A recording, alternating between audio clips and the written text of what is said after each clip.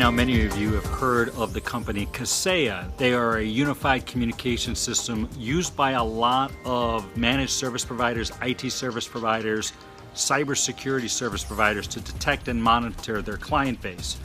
Well, even they got hacked, causing disruptions for their clients' clients, their managed service security providers, customers, to the tune of an estimated 1,500 throughout the country. By all accounts, many of those service providers freaked because they're the trusted agents, essentially, to their clients to maintain a proper security posture and prevent cyber attacks like ransomware from occurring. And then it happened. I'm not going to fault Kaseya necessarily for their response immediately afterwards. I think they did a fairly decent job by all accounts.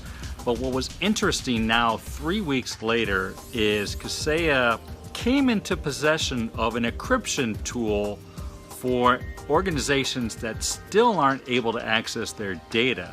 But if you'll pardon the pun, Kaseya was encrypted in how they communicated the coming across or in possession of this encrypted tool.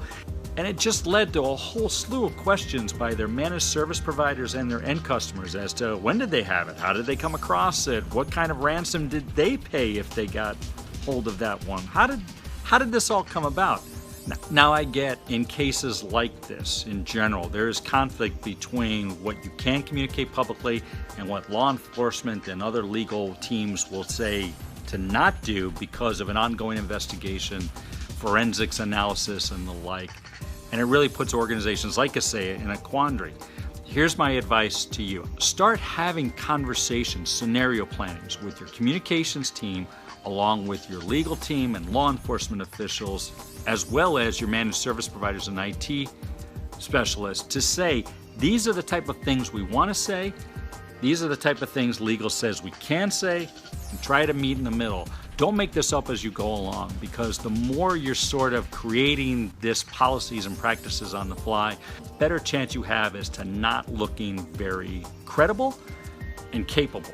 And that reputation will stay with you long after the ransomware issue has abated and could possibly create further damage than even the cyber attack did.